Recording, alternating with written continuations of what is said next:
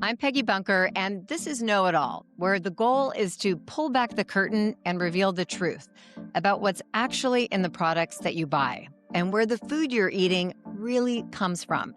And also the things you would never support if you only knew about them. As a former news journalist, I've really seen it all, but I couldn't always say it all until now.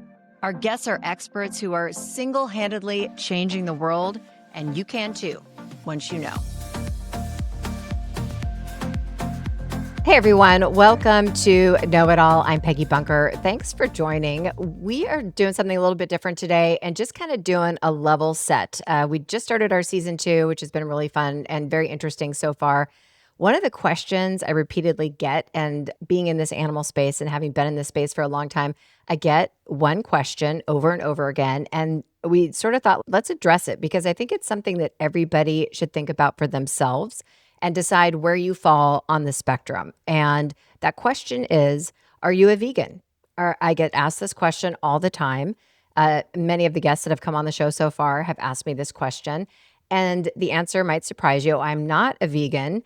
I have reasons for that. And I sort of go up and down on the scale, which a lot of people I think do as well in terms of being almost vegan, but maybe they eat eggs, or maybe they don't eat red meat or pork, but they might eat fish, that sort of thing. So this question is sort of a loaded question for many reasons because people have their reasons for not eating meat. But it is something, especially in this era of time where our environment is suffering, we're in this climate change dynamic. Animals are at an all-time torture level. And also we have a lot of animals in confinement in terms of entertainment, either animal shows, marine parks, zoos, etc. So it's something that people should have an opinion about. And this is just kind of a good throw it out there question. When you're driving in the car, you're standing in line, what have you, sort of think about, where do I fall on this spectrum? So just a short little episode here where we kind of walk through the main points of how you arrive at where you are. Maybe you already know where you are on this spectrum, but just a couple of questions and thoughts to give some of the background of where I am, how I got here, and see how it relates to where you fall on this, like, what do I eat, what do I support spectrum in terms of animal welfare. So when someone says to me, Peggy, are you a vegan? I surprise people a lot when I say I'm not. As I try to think back about the last time I had meat in terms of red meat or pork or anything like that, I'm 54. So I remember eating it when I was in elementary school. My mom made all the stuff. She particularly made lamb, and this stands out to me. I just remember it was mint jelly and lamb. And I remember watching my family eat it and feeling just horrified, absolutely horrified. The smell disgusted me.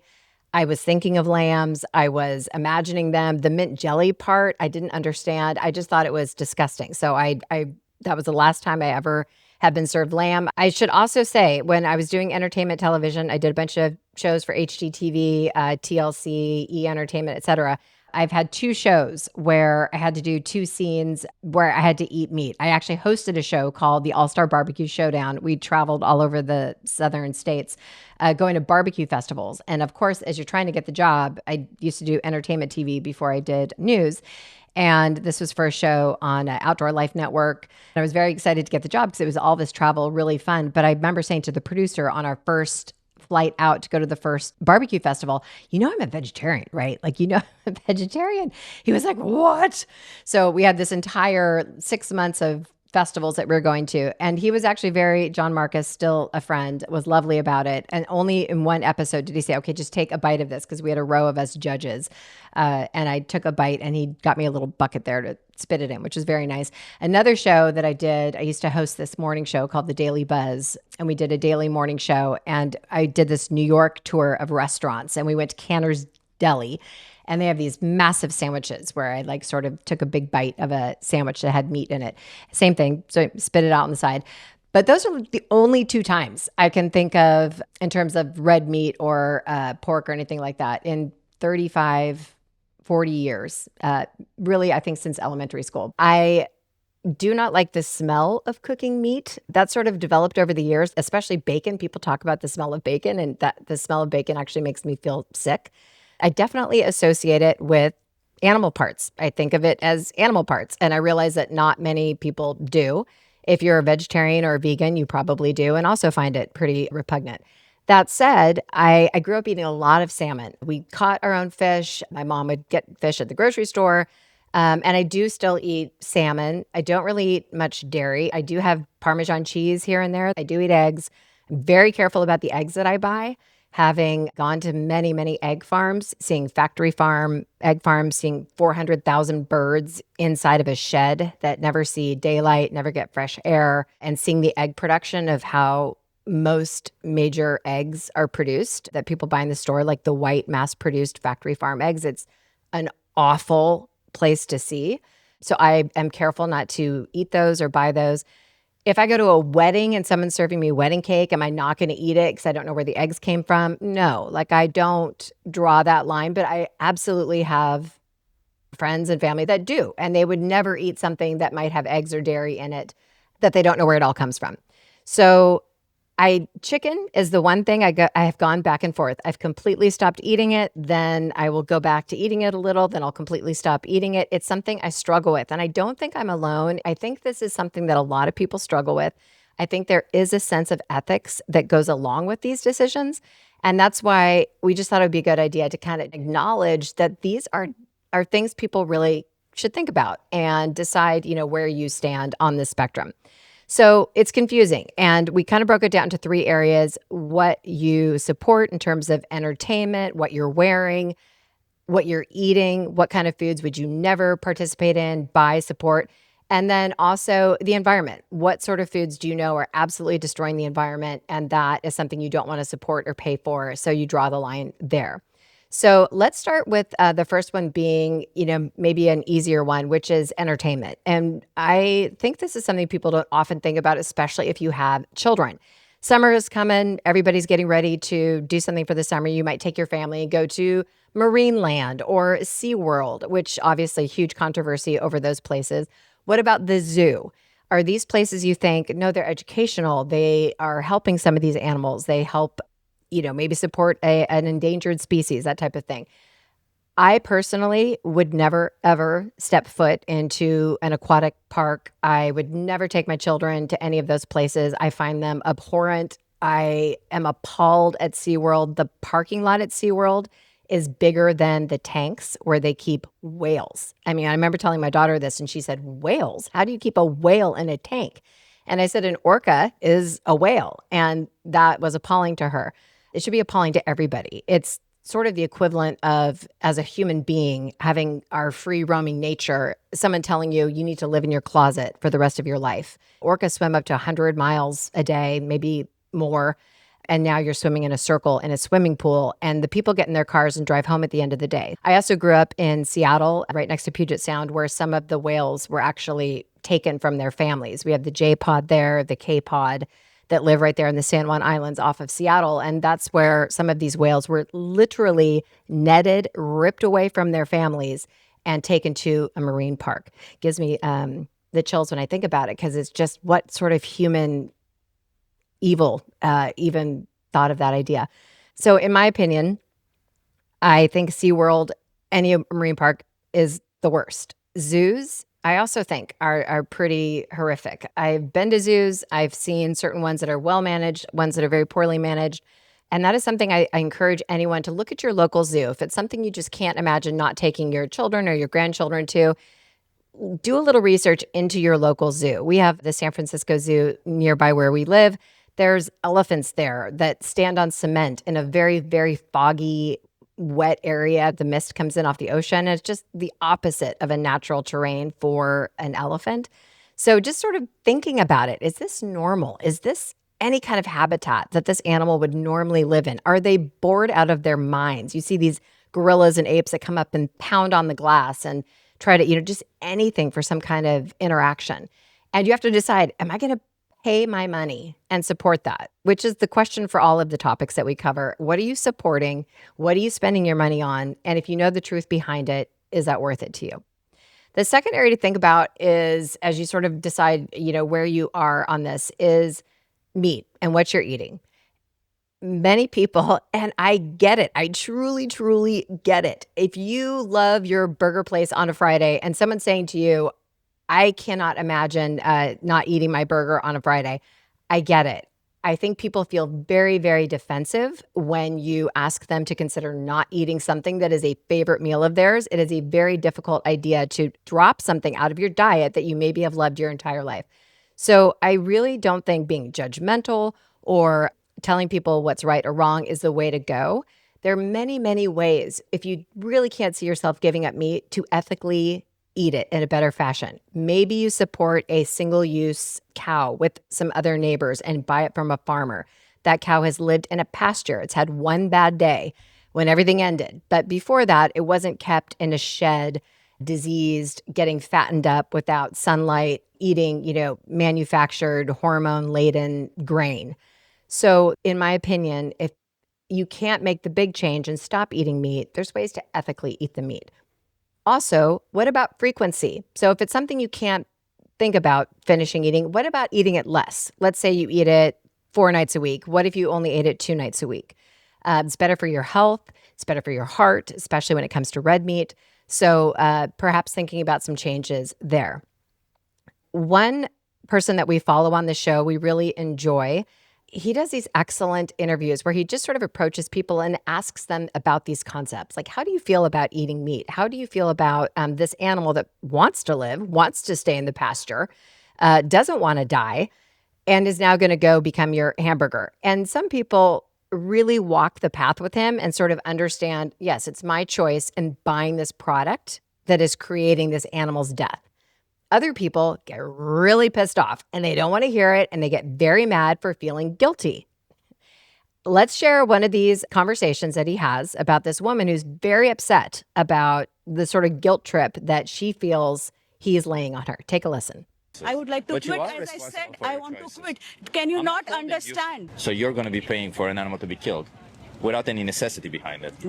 I don't like guilt being used as a tool in a I'm conversation. sorry, which I can cannot be make you very feel rational. anything. What you feel is because you acknowledge that what you're No, doing you're is wrong. using it. I cannot make you feel You do not emotions. make You me realize feel, that, right? yes. I'm No. just explaining to you what you're doing. The fact that you're feeling guilt means that you know that what you're doing is wrong, then that you can No, change. you made it about All I'm personal. trying You're to- talking about something which is very generic. Then you made it personal. No, no, You no. started to You're talk about responsible me for as your a human choices. person. Yeah. When you make it personal, Because you're that's the responsible position for of your guilt. choices. If you do not understand But how it to is construct a personal. conversation, You are then it's a responsible problem for for your you. choices. I would like to But you quit. are As I responsible said, for I your want to choices. quit. Can you I'm not holding you. understand? You can always leave. The animals cannot leave from your choices. I understand. They I will said I always want- be forced into slaughterhouses because of you. They will always be forced into slaughterhouses because of you. Okay, so you can see she was very upset. She didn't like this quote guilt, being put on her by Real Chip Guy. That's his handle if you want to follow him as well. But we think he does an amazing job of just raising these questions. And that's sort of what we're doing today, just raising these questions of, is your fondness for this particular food, is your pleasure in eating this big steak every Saturday night or whatever it may be, does that justify your ability to take this other animal's life? This other animal that wants to live, that maybe has a family, that's the question. So it's something to just start thinking, am I okay with that? Follow Real Chip Guy. Love his conversations. Here's another example of somebody who he talked to about dairy and a dairy calf and what the mother's milk is meant for. It's meant for her calf. And this woman is willing to walk down the path with Real Chip Guy and sort of ponder her own behavior and if it's justifiable. That's the question. Is this justifiable? Take a listen. Do you think that's fair to do to an No, animal? of course not. Once the baby is born, they take them away from their mothers. Away. Do you know why they do that? Because they want them just keep on going with the milk. Yeah, they want to take as much milk as they can, Yeah. and the baby would drink some of the milk. If the babies are born male, Yeah. what do you think happens to them? They kill them. Exactly, because they don't produce milk.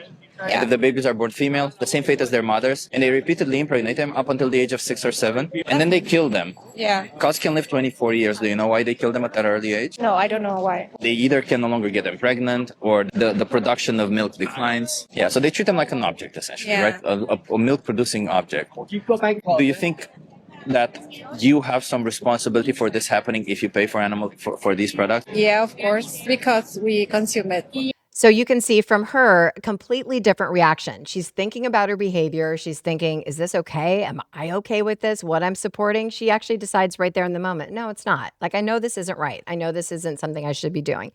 So once again, no judgment. These are just things to think about as you're cruising about your life and wondering where you fall on the spectrum. One thing I would encourage people to think about is some of the foods that we know are truly, truly tortured animals in order to get that particular food. One being, say, foie gras. It became illegal in a few states, including California. It got taken off every restaurant menu. Now it's put back on the restaurant menu. Foie gras, as many of you know, they force feed geese and ducks alcohol. It forces, like alcohol does, forces the liver to enlarge. It takes on a certain taste because it's an engorged liver. And while the animal is processing the alcohol in their liver, they kill the animal and serve the liver, and that is foie gras. It is a delicacy. Many people think it's very elegant, and I don't get it.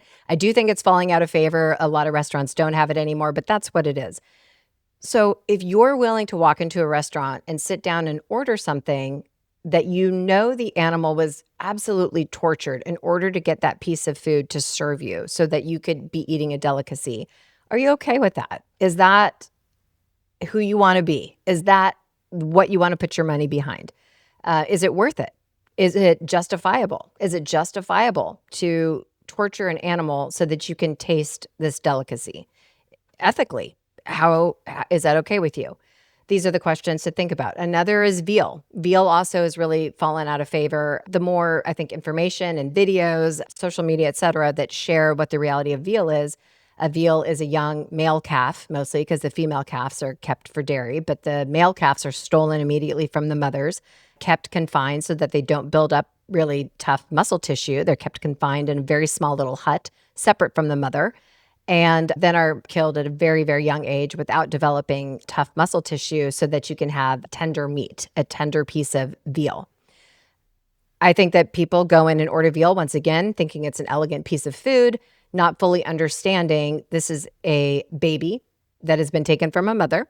Gestation period for a cow is the same as humans, a little bit longer. They absolutely have familial setups. The mothers absolutely mourn when their babies are taken from them and turned into a piece of meat for your plate. So if you go to a restaurant and you order that, how do you justify that? Is that okay in your head that that's what it takes in order to put this in front of you on a plate? That's a question you have to ask yourself. I was actually at a restaurant with some friends that we'd all flown together to go on this vacation together. And one of our close friends, who's very aware of my beliefs about animals, my husband's beliefs about animals, ordered veal carpaccio, raw veal carpaccio from the restaurant. And it felt to me, I know they weren't doing it on purpose. I know they probably have not thought about it since. I've probably thought about it 100 times.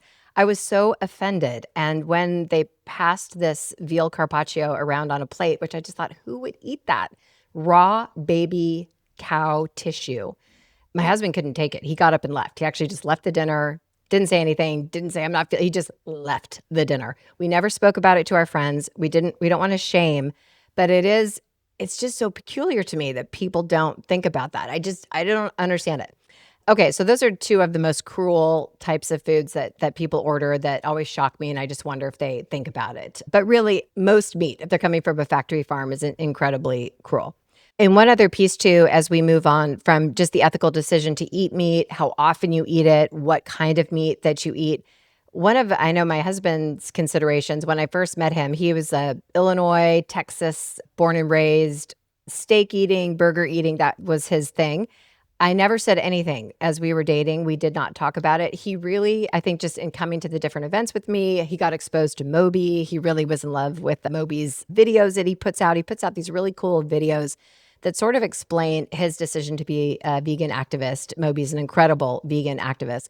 And if you go to his Instagram or any of his social media, you'll see he does these really cool videos that sort of just make you think differently without feeling judged. And I think that is our goal as well. Judgment, it serves nobody.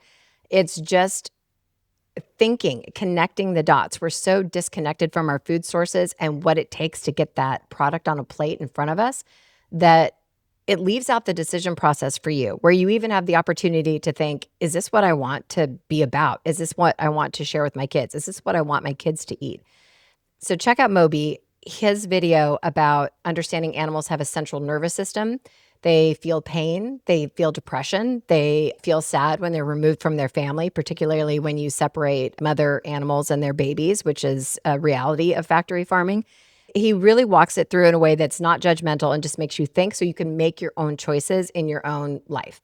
The last part about deciding where you fall on the spectrum is environmental issues. So let's say you're like, I love my burger. I don't care. I'm going to eat it as often as I want to eat it. But you know what? I'm really upset about climate change and I'm really upset about what's happening to our waters. I swim in this lake. I swim in this ocean.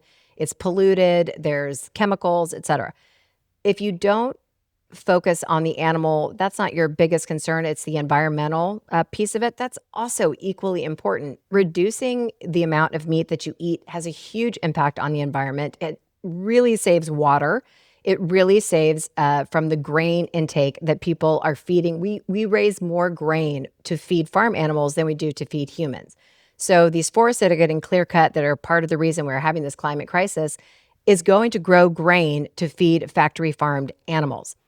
The waste from factory farmed animals or condensed animal feeding operations are polluting the waterways. So if you go to Iowa, if you go to any big factory farm breeding facility, big breeding states, they have water issues. You might remember we talked to Tanner Fayborg, whose family, came from generations of pig farmers, and his land was getting absolutely destroyed by the runoff from these major factory farms.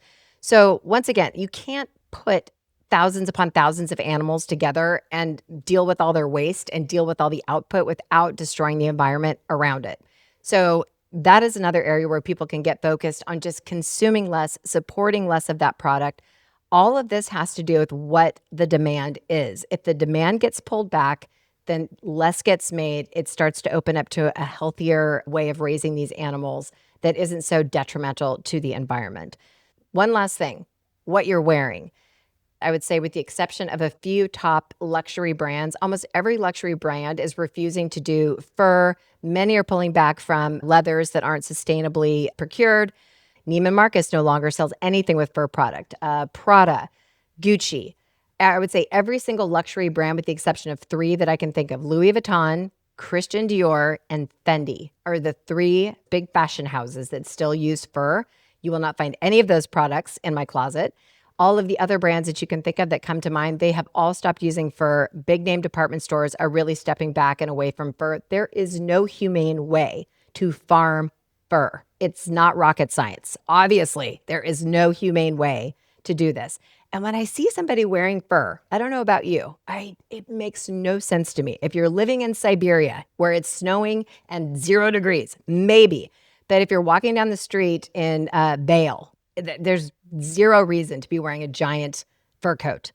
My opinion, don't mean to shame anybody. I have my grandmother's fur coat in a thing somewhere. It's never come out of the box. She bought it back in the 40s. But it is one of those things that is definitely going out of style, if not is completely out of style. Okay, so after thinking about these categories and deciding where you fall on the spectrum of meat and if you're going to eat it, not going to eat it, entertainment, environment, what are you supporting, what are you not supporting? If you want more information, some of my favorite books that would be a great start to read. One of the books that I really think is wonderful and everyone should read it is called Why We Love Dogs, Eat Pigs, and Wear Cows. Because when you think about it, it's just perception. We would never ponder eating our dog. We would never look at our dog as food. But many people in different countries eat dogs for food, and we think it's horrible. We think it's terrible. But we'll eat a pig, which has the brain capacity and intelligence far greater than dogs. Cows, who have these huge families and connections with their families, and we kill them, thousands of them every single day, and eat those. And then we wear their skin, and we don't think about it. So most of our culture around this topic is really just perception. If you look at your dog that's curled up at your feet at the moment and think about your dog, what is different about a pig and the dog? If the intelligence is the same, they have the same central nervous system, the same emotions, the same joy, the same sad. What is different? It's really just our perception. So that's a wonderful book to check out. Christy Middleton is a friend of mine, used to work at the Humane Society of the United States, did an amazing job just eating less meat. So her tactic was really going out there let's just get less meat. Let's do meatless Mondays. Like just trying to sort of tackle the problem that way and just getting, it's better for your health. It's better for the environment, better for the animals. Just eat less. This is a fantastic book, Eating Animals. It really examines just the philosophy of eating animals. This is by Jonathan Safran Foer. He talks about in his culture, lived in New York, lives in Brooklyn, how if you have a kosher kitchen, that means that you are not cruel to the animals. And how is that even possible? And it really kind of delves into, it's like an act of crime against God if we are cruel to animals. But of course, we're cruel to animals if that's what we're doing. If we're factory farming them so we can eat them. Also, Nicolette Hahn Nyman, we interviewed her for this podcast. She lives close to us here in the Bay Area. Righteous Pork Chop is an amazing book that talks about, without judgment, eating meat. And can you raise animals for food in an ethical fashion so that you don't feel guilt-ridden about having your pork chop or your hamburger? She has a farm where they grow and sell meat, but the animals are treated so ethically, very compassionately. And like I said, they have one bad day. So she has a different take on like no meat is the way to go. She's like, some people are going to want to eat meat and there's a right way to do it that doesn't cause the animal to suffer. So Righteous Pork Chop, Nicolette Hahn Nyman, another great book. And also listen to her episode that she did with us. So some great resources there. I hope you'll check them out. I hope you'll think about this topic and just come up with what you've decided for yourself is the right thing for you and your family that you ethically feel good about and what your money is supporting. And that's really all this episode was meant to do, is just sort of get you thinking about that and where you stand. Thanks so much for joining us today on Know It All. Really appreciate it. And give us your feedback. We want to know if this, turned on any light bulbs for you. Email the show, info@knowitallshow.com, and let us know what you think and where you fall on the scale. And if this has helped you sort of gauge what you're supporting in your own family. Thanks for joining us today. If you liked what you heard, please follow us on Apple Podcasts, Spotify, or wherever you get your podcasts. And if you really liked what you heard, please leave us a rating and a review. Know It All is a production of Peggy Bunker Media. Editing, producing, and recording is done by the team at Resonate Recordings. I'm Peggy Bunker, and now you know it all.